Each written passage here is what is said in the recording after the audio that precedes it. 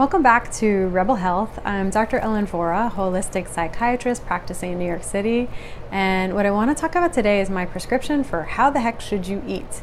And the answer is eat real food. Eat real food. And this is a really nice, elegant, simple solution, right? You don't need to worry so much about, should I be vegan? Should I be low carb? Should I be vegetarian? Should I be paleo? Should I be low fat? Don't be low fat. You don't have to worry about the headlines, the media, any of that, the conflicting scientific research. It's really just so much noise that you don't need. You can do this on your own. It's eat real food. Eat real food. And really the only issue there is figuring out what's real food, and then within that kind of getting to realer and realer versions of those foods.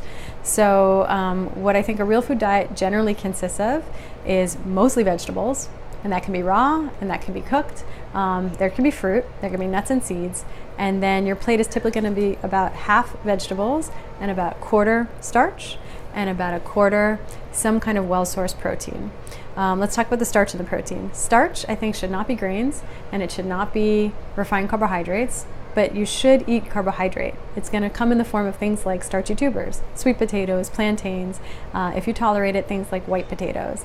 And then the protein, I think, as long as you feel philosophically okay with consuming animal foods, then it's some kind of pastured meat, wild, small, cold water, fatty fish like salmon, sardines, anchovies, pastured poultry occasionally, wild meats, game meats, organ meats, and then even things like eggs.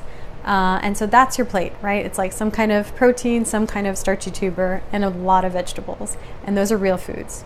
And once you want to do the fine tuning, like PhD level of what's real food, ground beef is not all created equal, right? You could get ground beef from factory farm conditions. That's not a healthy animal. That animal is pumped full of hormones and antibiotics, and it was in humane conditions. So you'd want to start shopping at the farmer's market and get a better quality pastured meats.